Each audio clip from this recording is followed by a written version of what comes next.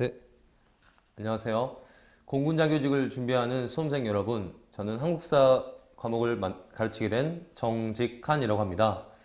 저는 재미있는 수업보다는 여러분들이 최저의 시간을 통해서 최고의 효과와 합격할 수 있는 그런 시험을 제가 준비할 수 있도록 도와드리겠습니다. 그래서 최대한 효율적인 강의를 통해서 여러분들을 만나도록 하겠습니다. 자, 그러면 본격적으로 수업을 들어가 보도록 하겠습니다. 자, 먼저 보시면 한국사의 바른 이해를 바탕으로 역사의 의미에 대해서, 역사란 무엇인가에 대해서 우리가 먼저 살펴볼 텐데요. 자, 이 부분은 사실 국어 문제에 가깝습니다. 그래서 어떠한 것들을 암기하는 것보다는 여러분들이 문제를 읽어 나가면서 이해하시는 게 중요한데, 제가 간단히 하나만 말씀을 드리자면, 자, 역사라고 하는 것은 크게 두 가지로 나눌 수가 있습니다. 자, 첫 번째는 사실로서의 역사.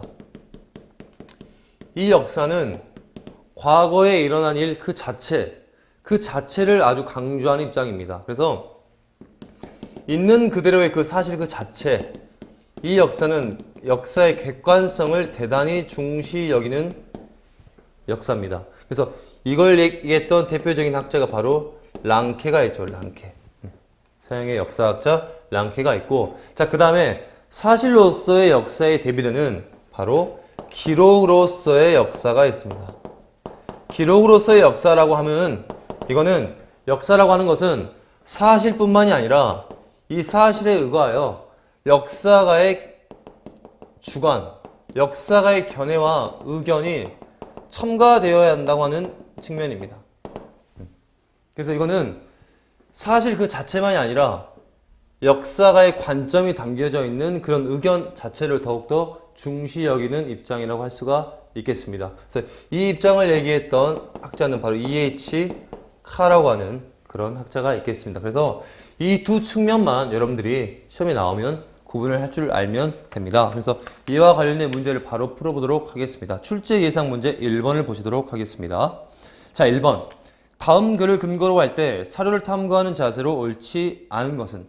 자, 본문을 읽어보도록 하겠습니다. 자, 역사라는 말은 사람에 따라 다양한 뜻으로 사용되고 있지만 일반적으로 과거에 있었던 사실과 조사되어 기록된 과거라는 두 가지 뜻을 지니고 있다. 과거에 있었던 사실, 이것은 있는 그대로의 역사를 강조하는 사실로서의 역사를 강조하는 측면입니다.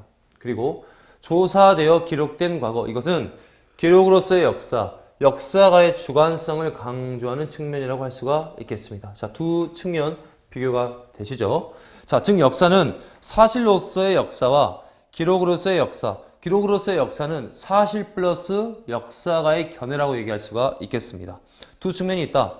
전자가 객관적 의미의 역사라면 후자는 주관적 의미의 역사를 할 수 있다. 우리가 역사를 배운다고 할 때 이것은 역사가들이 선정하여 연구한 기록으로서의 역사를 배우는 것이다. 그래서 이 지문은 후자, 기록으로서의 역사를 강조하는 측면입니다. 그래서 보기 4개 중에서 어떠한 측면이 그것과 관련이 있는지 아니면 없는지 한번 확인해 보도록 하겠습니다. 1번.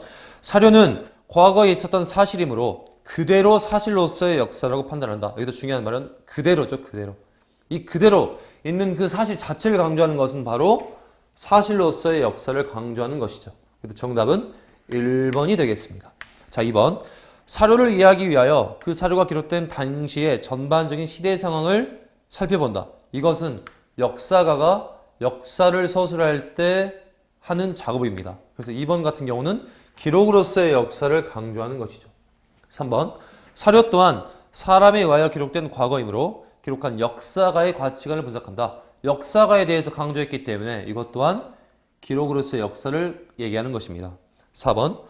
동일한 사건 또는 같은 시대를 다루고 있는 여러 다른 사료와 비교 검토한다. 이런 후에 역사가는 역사를 서술하는 것입니다. 그래서 2번, 3번, 4번은 기록으로서의 역사를 얘기하는 같은 맥락에 있다고 볼 수가 있겠습니다. 정답은 1번이고요. 자, 이 이후에 3번, 4번, 5번, 6번, 8번 문제가 다 이와 같은 맥락에 있는 문제들입니다. 여러분들이 충분히 읽고 소화하실 수 있는 문제이기 때문에 제가 따로 해설하지는 않겠습니다. 자, 그러나 이제 2번 문제와 자, 그리고 7번 문제 같은 경우는 여기에서 지금 다룰 문제가 아닌데 여기 지금 나와 있는 것입니다. 이 부분은 나중에 문화 파트 그리고 근현대사의 부분에 대해서 공부를 한 이후에 학습을 하도록 하겠습니다. 일단 여기서는 2번과 7번 문제는 풀지 않으셔도 됩니다. 자, 바로 우리는 선사시대의 문화와 국가의 형성으로 가보겠습니다. 자, 칠판을 한번 봐주세요. 자, 우리는 구석기부터 철기시대에 이르는 이 네 시기를 우리가 경제, 도구, 사회, 예술, 문화 이 네 개의 측면을 우리가 구분해서 살펴보도록 하겠습니다. 자, 구석기 시대는 약 70만 년 전부터 시작이 되었습니다. 70만 년 전부터 시작이 되었는데 이 시대 구석기인들은 일단 어떻게 먹고 살았는가? 여러 가지 측면에서 이 경제가 가장 중요합니다. 이 구석기인들은 주로 사냥과 채집, 어로 활동을 하면서 주로 생활을 하였습니다. 이러한 것들은 자연이 인간에게 그냥 주어지는 것이기 때문에 어떠한 특정 지역에서 사냥이나 채집이나 어로가 활동이 끝나게 되면 이제 다른 지역으로 이동을 하면서 생활을 하게 되겠죠. 그래서 이 사회는 바로 이동 생활을 주로 하는 것입니다. 그러나 이동을 할 때 주로 여러 명이서 집단적으로 무리를 지어서 생활했기 때문에 이 사회를 무리사회라고 합니다. 이 시대의 구석기인들은 주로 돌을 있는 그대로 떼어낸 상태 그 자체로 이용했던 뗀석기를 이용했고 이 뗀석기는 대표적으로 주먹도끼와 그 다음에 순배찌르기라는 게 있습니다. 주먹도끼라고 하는 거는 아주 다용도의 도끼로서 이거는 조리에도 이용하며 사냥에도 함께 이용을 했습니다. 순배찌르기라고 하는 거는 이렇게 생긴 아주 작은 석기를 이런 나무에 박아서 사용했던 창이라든지 활로서 사용했던 게 바로 순배찌르기입니다. 이 연결한 이 부분을 우리나라 말로 순배라고 부릅니다. 그래서 주먹도끼와 순배찌르기의 대표적인 구석기의 뗀석기고요. 자, 이 시대 사람들은 이동생활과 무리사회를 했습니다. 이 구석기들은 나름대로 그 사냥감의 번성을 위해서 나름대로의 어떤 예술적인 모습이 보였다. 이 정도만 보셔도 충분합니다. 자, 신석기 시대로 넘어가겠습니다. 신석기 시대는 자, 기원전 약 8,000년경부터 우리가 시작을 했다고 우리가 보통 얘기를 하고 있습니다. 신석기 시대 때는 구석기 시대 때 보이지 않았던 새로운 형태의 경제의 모습이 나옵니다. 그건 바로 농경의 시작입니다. 농경은 앞에 있는 사냥과 채집, 어로와 다르게 이제 인간이 자연을 적극적으로 개간하고 이용하면서 자연으로부터 어떤 일정량의 수확물을 얻어내는 활동을 얘기하죠. 농경이 시작되면서 도구와 사회와 예술 문화적에서 아주 다양한 모습들이 나오기 시작합니다. 자, 일단 농경을 시작하게 되니까 이제 어느 한 곳에 정착을 하면서 생활을 할 필요가 생기겠죠. 그래서 정착 생활을 시작합니다. 자, 정착 생활을 시작하기 때문에 이제 집도 예전에 구석기 시대인들은 이동 생활을 했기 때문에 집도 어떻게 보면 정성스럽게 지을 필요가 없겠죠. 그래서 이때는 단순하게 동굴이라든지 그냥 막집을 지었습니다. 이때는. 근데 이제는 정착 생활을 시작하면서 집을 좀 더 정성스럽게 짓는 겁니다. 움집의 형태를 띠게 되었고, 그리고 이때 사람들은 이제 농경을 시작했기 때문에 주로 강가나 이제 해안가에 주로 거주를 많이 했습니다. 자, 그리고 보세요. 농경을 시작했습니다. 자, 이제 뗀석기에서 석기를 이제 갈아가지고 좀 더 사용하기 편하게끔 그 석기를 간석기라고 부릅니다. 간석기. 자, 간석기라 부르고요. 농경을 시작을 알려주는 대표적인 유물이 있습니다. 바로 수확물이 나왔기 때문에 이것을 저장하고 보관할 필요가 생기겠죠. 그것을 바로 토기라고 합니다. 이 시대의 토기를 빗살무늬 토기라고 합니다. 빗살무늬 토기. 자, 이 빗살무늬 토기의 경우는 옆면이 빗살무늬로 되어 있고요. 바닥에 이렇게 박아서 사용할 수 있도록 끝이 뾰족합니다. 이것은 주로 사람들이 강가나 해안가에 살았기 때문에 습기를 머금은 이런 모래 바닥에 이렇게 사용하기 편하게끔 하기 위해서 이렇게 바닥을 뾰족하게 만들었습니다. 자, 그리고 이 신석기 시대 때는 사람들이 실제로 옷과 그물이라든지 이런 것들을 실제로 만들어 쓰기 시작했는데 그런 거를 원시적 수공업이라고 합니다. 원시적 수공업. 이 원시적 수공업을 알려주는 대표적인 유물이 두 가지가 있습니다. 바로 뼈바늘과 자, 생선을 다 먹고 남은 이후에 그 뼈를 가지고 바늘을 만들고 그 다음에 실을 뽑기 위해서 가락바퀴라고 하는 유물을 만들었습니다. 가락바퀴라고 하는 것은 이렇게 동그란 구멍에다가 나무를 이렇게 꼽아서 이렇게 섬유를 이렇게 연결해 가지고 이렇게 비비 꼬면 이게 실의 형태가 나오는 게 바로 가락바퀴입니다. 그래서 이 두 가지를 통해서 우리는 원시적 수공업의 형태를 알 수가 있겠습니다. 자, 그리고 신석기 시대 때 농경이 시작되고 사람들이 정착 생활을 하면서 이제는 구석기 시대 때는 없던 새로운 개념이 등장하게 되는데 그게 바로 뭐냐면 시족이라는 개념입니다. 시족. 이 시대 때는 단순히 사람들이 그냥 무리지어서 생활하기 때문에 가족의 개념, 혈연의 개념, 시족의 개념이 없었습니다. 그러나 이제 정착 생활을 하고 움집을 지어서 사람들이 살다 보니까 혈연을 바탕으로 했던 시족이라고 하는 집단 이런 개념이 등장하기 시작합니다. 그래서 시족과 시족 간의 결합을 통해서 이제 부족이라고 하는 새로운 집단이 나오기 시작을 합니다. 부족. 그래서 이 부족을 이끄는 어떤 특정한 부족장이 있겠죠. 근데 그 부족장은 신석기 시대까지만 하더라도 아직 사회가 평등사회였기 때문에 이 부족장은 힘과 권력이 있는 그런 사람을 뽑는 게 아니라 단순하게 경험이 많은 연장자를 이 부족장으로 선발을 했다라고 조금 기억을 해 주시면 좋겠습니다. 자, 그리고 신석기 시대의 예술 문화에서 우리가 주목해야 될 거는 뭐가 있냐면 바로 이 당시에는 바로 원시신앙이 발생합니다. 자, 원시신앙이라고 하는 것은요, 농경이 시작했기 때문에 이제 사람들은 환경과 기후의 변화, 날씨의 변화에 대해서 대단히 민감합니다. 그래서 애니미즘이라고 하는 것이 나옵니다. 애니미즘이라고 하는 것은 해나 바람이나 구름, 비 이런 자연현상에 사람들이 이제 영혼이 있다고 믿는 것입니다. 여기에 영혼이 있다고 사람들이 믿는 것을 애니미즘이라고 합니다. 자, 두 번째는 이제 하늘에 대해서 좀 더 경외심을 갖다 보니까 하늘의 뜻을 사람들에게 설명을 해주고 점을 쳐주고 해석해줄 사람이 필요했습니다. 그 사람이 바로 어떤 사람이죠? 바로 그렇죠. 무당입니다. 무당. 이 무당의 존재를 사람들이 믿기 시작하고 무당을 믿는 것입니다. 무당을 영어로 하면 샤먼이라고 부르기 때문에 이것을 샤머니즘이라고 합니다. 자, 세 번째는 토테미즘이라고 있습니다. 토테미즘. 토테미즘이라고 하는 것은 신석기 시대에 등장했던 이 부족을 상징하는 부족의 수호신을 동물과 식물로서 믿는 것입니다.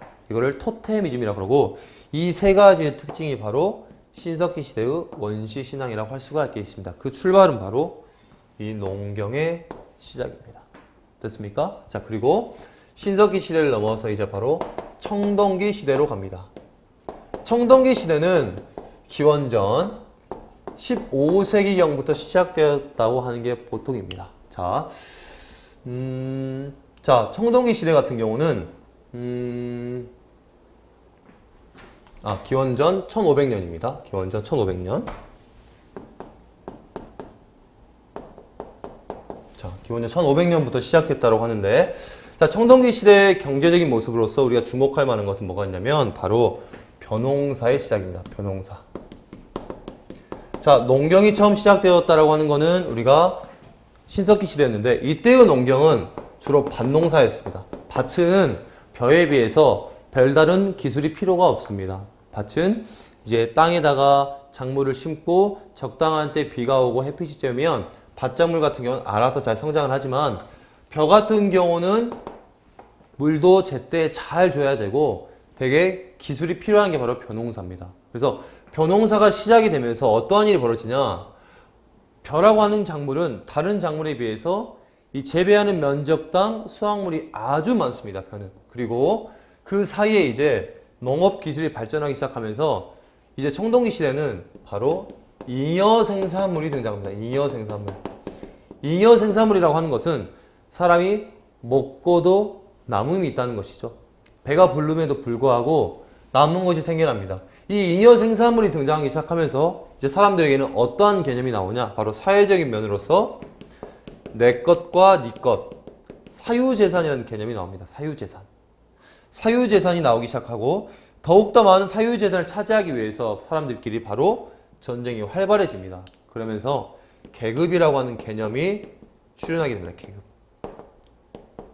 계급이라고 하는 것은 지배자와 피지배자로 이제 인류가 분화가 되는 것이죠.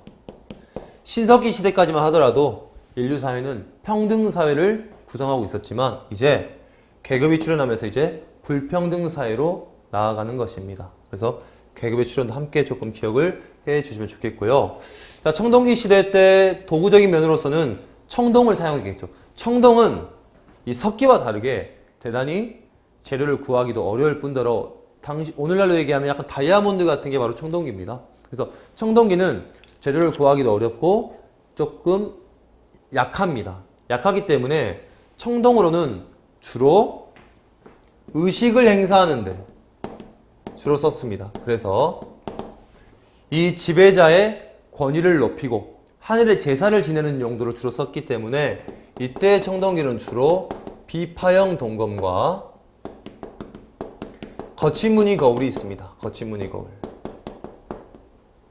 이렇게 좀 기억을 해주시면 되고요. 벼농사의 시작을 알려주는 아주 중요한 유물이 있습니다. 바로 반달 돌칼입니다. 반달 돌칼. 자, 반달 청동칼이 아니라 바로 반달 돌칼입니다. 이것은 가을에 벼농사를 수확을 할 때 추수를 하기 위해서 이삭을 자르는 게 바로 반달 돌칼인데 여기서 중요한 것은 청동기 시대가 시작되었지만 여전히 농기구는 석기로 쓴다는 겁니다. 농기구는 석기로 사용한다. 매일매일 밭을 일구거나 농사를 지을 때는 이 귀한 청동기로는 사용하지 않는다는 내용입니다. 여전히 석기는 여전히 농기구로 썼고 그 다음에 이 당시에 토기가 또 나옵니다. 이 당시에 토기를 미송리식 토기와 그 다음에 민무늬 토기가 있습니다. 미송리식 토기는 미송리라고 하는 지역에서 출토가 많이 됐다고 해서 미송리식 토기고 민무늬 토기는 무늬가 없다고 해서 민무늬 토기입니다. 그래서 앞에 있는 빗살무늬 토기와 비교를 조금 해주시면 좋겠습니다. 자, 청동기 시대 계급의 출현을 알려주는 문화유산이 있죠. 바로 뭡니까? 바로 족장의 무덤인 고인돌이 있죠. 고인돌, 족장의 무덤. 이 고인돌을 건설하기 위해서 엄청나게 많은 노동력이 동원되었음을 우리는 알 수가 있습니다. 그걸 통해서 우리는 계급이라는 게 출현했구나 라는 걸 알 수가 있겠고 청동기 시대 때 새로 나왔던 사상으로는 이런 게 있습니다. 선민사상이라는 게 있습니다. 선민사상이라고 하는 거는 이제 청동기 시대부터 전쟁이 활발해지고 부족 간에 이제 지배를 하기 시작하면서 특정 부족이 다른 부족을 이제 지배하거나 정복할 때 우리 부족의 우월함을 저들 부족에게 설명을 하고 합리화하기 위해서 만든 사상이 선민사상입니다. 이것은 하늘로부터 선택받은 사상이라는 내용이에요. 선민사상. 그래서 이런 것들이 청동기 시대부터 등장하기 시작했다라고 조금 기억을 해주시고요. 마지막 철기 시대를 보겠습니다. 철기는 기원전 5세기부터 시작을 했다고 우리가 보통 얘기를 합니다. 철은 이제 중국에서부터 건너온 건데요. 철기는 청동기와 다르게 재료를 구하기도 쉽고 대단히 단단합니다. 철 매우 단단하죠. 그래서 철은 무기로도 쓰이고 농기구로도 쓰입니다. 아까 청동기로는 농기구를 사용하지 않았죠. 이런 차이점을 조금 기억을 해 주시고요. 자, 도구로는 이제 철기가 되게 많이 사용되었고 이 당시에 중요한 내용으로서는 어떤 것이 있냐? 자, 한반도에 독자적인 청동기 문화가 나옵니다. 자, 이거 무슨 얘기냐면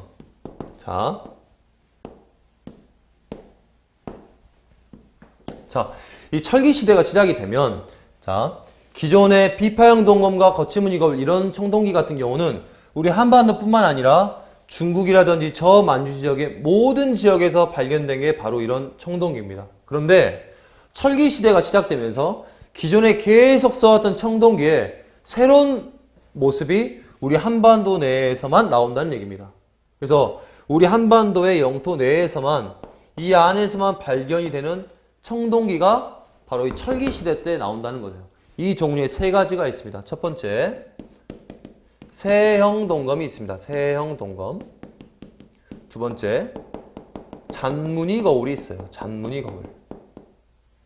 세 번째는 이러한 청동기를 만들 수 있는, 주조할 수 있는 틀이 나옵니다. 그거를 거푸집이라고 합니다. 거푸집. 그래서 이 세 가지는 철기 시대 때 중국과 만주 지역과는 구별되는 우리 지역만의 독자적인 청동기 문화로서 우리가 얘기를 할 수가 있는 겁니다. 그래서 철기 시대의 특징으로서 좀 기억을 해 주시면 좋겠고요. 철기 시대 때 바로 본격적으로 중국과도 교류를 하기 시작합니다. 중국과의 교류를 알려주는 근거가 되는 건 바로 중국의 화폐가 우리 한반도 영토에서 발견이 됩니다. 그래서 오수전이라든지 발량전이라든지 명도전과 같은 중국의 화폐가 우리 지역에서 발견이 되었다라고 하는 것은 그들과 활발하게 우리가 교역을 했다는 걸 알려주고, 그 다음에 경상도의 창원 지역에 가면 붓이 출토가 됐습니다. 붓의 출토는 우리 뭘 알 수가 있을까요? 글자가 전래되었구나. 한자가 중국에서부터 전래가 되었구나 라는 걸 우리가 알 수가 있겠습니다. 그래서 이 정도로 보시면 되겠고, 한 가지 조금 더 봐야 될 거는 어떤 부분이 있냐면 신석기와 청동기를 우리는 비교를 할 줄 알아야 됩니다. 그래서 시험에는 신석기와 청동기를 비교하는 문제가 많이 나오기 때문에 이 두 가지의 측면을 여러분들은 잘 좀 봐주시면 고맙겠습니다. 자, 이런 내용에 여러분들은 집중을 하셔서 본문 내용을 살펴보시고요. 자, 여기까지 쭉 설명을 제가 드렸습니다. 자, 그리고 우리는 어디로 넘어가냐면 바로 고조선으로 넘어가도록 하겠습니다.